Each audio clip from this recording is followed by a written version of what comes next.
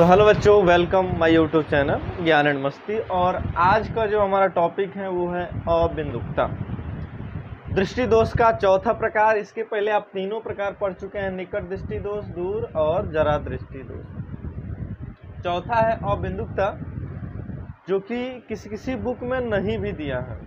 जैसे भारती भवन के बुक में फिजिक्स में आप ढूंढिएगा, अबिंदुकता नहीं मिलेगा।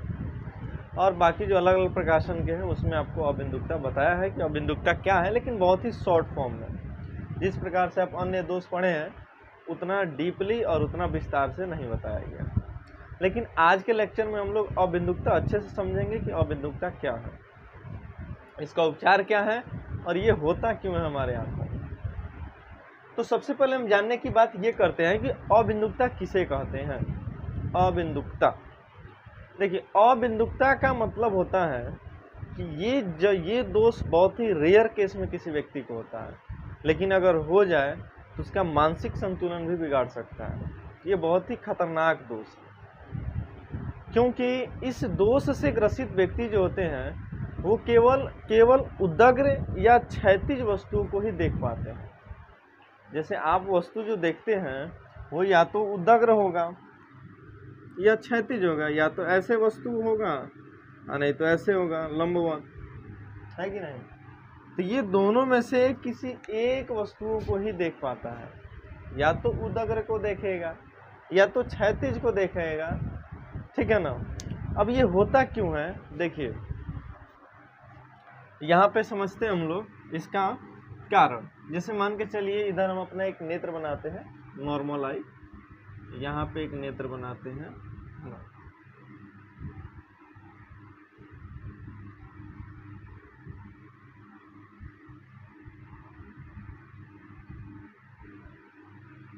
ये हमारा नेत्र होगा, ये हमारा नेत्र होगा,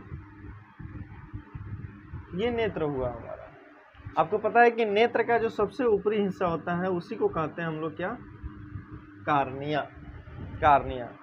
तो अबिंदुकता का कारण ही वही होता है, कौन, कार्निया। कार्निया की जो वक्रता त्रिज्या होती है,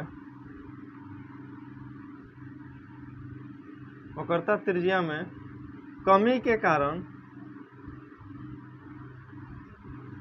कारण ये दोष उत्पन्न हो जाता है। होता ये है कि नॉर्मल आई का जो कार्निया है वो ऐसे होता है। कार्निया आँख का एक ऐसा पार्ट होता है सबसे पहले जिसमें प्रकाश प्रवेश करती है, इसी में सबसे पहले प्रवेश करती है, ठीक है। अरे कार्निया जो हमारा आँख दिख रहा है ना, सबसे ऊपरी परत ही कार्निया है। उसमें ये नहीं समझना है कि सर कार्निया क्या होता है। अगर नहीं भी समझे तो मेरे फर्स्ट लेक्चर को देखिएगा नेत्र का, उसमें आपको एकदम पता चल जाएगा। तो ये जो कार्निया होती है ये नॉर्मल आई का कार्निया है, लेकिन जो डिफेक्टिव आई होता है, जिस आई में अबिंदुकता हो गया है, उसकी ये जो कार्निया होती है थोड़ा सा और ऊपर की तरफ आ जाती है, ऐसे हो जाती है। और नहीं तो ये जो कार्निया होती हैं वो ऐसे हो जाती हैं, थोड़ा सा वक्रता त्रिज्या इसका बदलते जाता है, ठीक है ना। ये डिफेक्टिव आई का कार्निया है, डिफेक्टिव आई का कार्निया, डिफेक्टिव आई का कार्निया है। कम एकदम ऐसे नहीं, थोड़ा सा ऐसे, डिफेक्टिव आई का ये कार्निया। तो इससे होता ये है कि जो प्रकाश की किरणें हमारी अंदर प्रवेश करती हैं नेत्र में, वो अच्छे तरह से फोकसित नहीं हो पाती, उसका मुख्य फोकस निश्चित नहीं हो पाता है, बदलते रहता है। क्योंकि वक्रता त्रिज्या देख रहे हैं ऐसे है ना।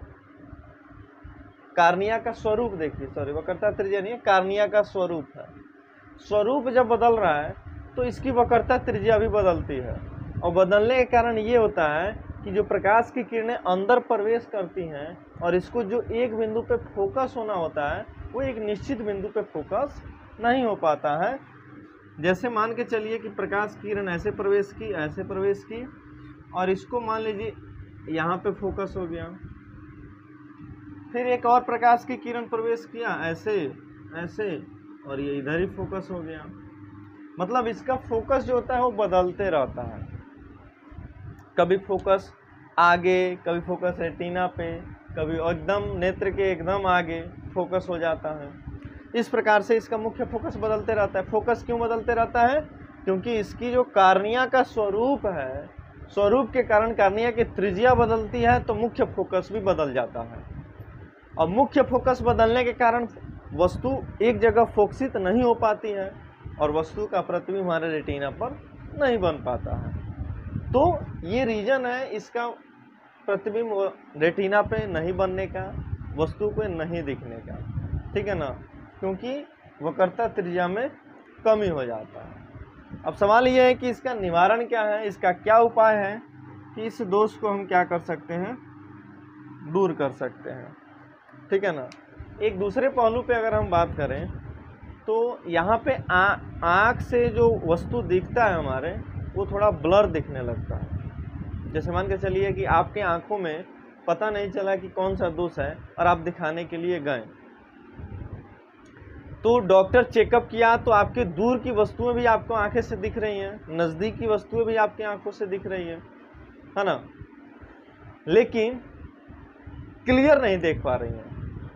वस्तुएं दिख रही हैं लेकिन क्लियर नहीं दिख पाती है, थोड़ा सा ब्लर दिखती है। तो समझिए कि आपके आंखों में अबिंदुकता का दोष उत्पन्न हो चुका है और ये वस्तुओं को क्षैतिज उदग्र ऐसे दिखाने लगता है, ऐसे दिखने लगती है वस्तुएं, क्षैतिज वस्तुएं, उदग्र वस्तुएं, कि हमारे दिमाग का संतुलन भी बिगड़ जाता है इससे।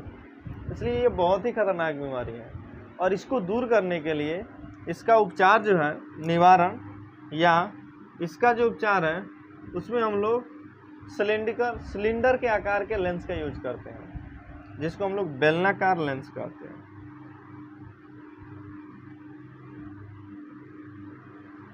उसको इस प्रकार से डॉक्टर जो होते हैं इस प्रकार से अपना समायोजित करके बेलनाकार लेंस को फिक्स करते हैं कि आप निश्चित रूप से वस्तुओं को क्या कर सकते हैं, देख सकते हैं। तो ये था अबिंदुकता, कोई बड़ा टॉपिक नहीं है, लेकिन किताबों में इसको अच्छे से बताया भी नहीं गया है ना।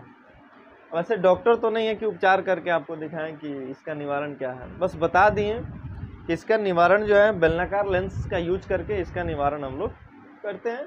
छोटा सा टॉपिक था अबिंदुकता।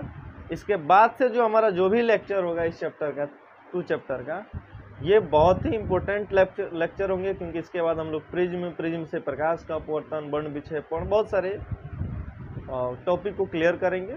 आज के लिए इतना है।